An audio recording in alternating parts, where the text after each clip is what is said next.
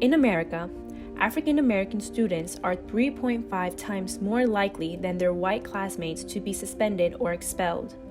Due to high rates of expulsion, Black students lose on average 82 more days of classroom instruction than the 21 days their white peers lose due to out-of-school suspension.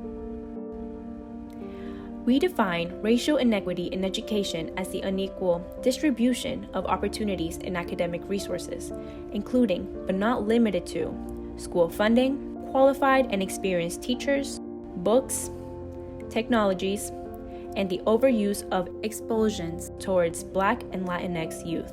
Education inequities in America are not new. The case, Plessy v. Ferguson courts gave its sanction to the separate but equal doctrine and gave states permission to legally separate Blacks and whites from drinking fountains to schools. Except nothing was ever equal.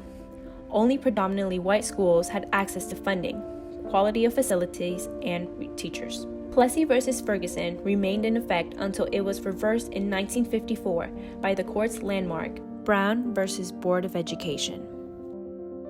So, in what ways have our ancestors fought education inequity? In 1956, Mae Mallory was the founder and spokesperson of the Harlem Nine, a group of African American mothers who protested the inferior and inadequate conditions in segregated New York City schools. The Harlem Nine sought to transfer their children to integrated schools that offered higher quality resources and teachers.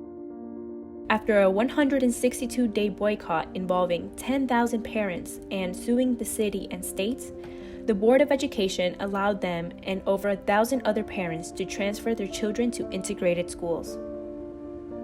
Padres y Jóvenes Unidos is a multi-issue organization led by people of color who work for educational equity, racial justice, immigration rights, and quality healthcare for all.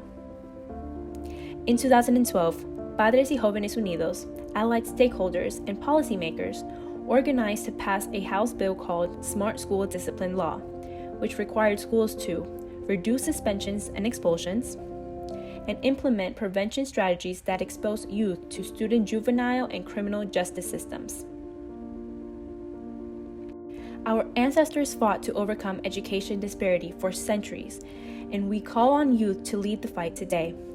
Education disparities in all forms is a violation of our basic rights.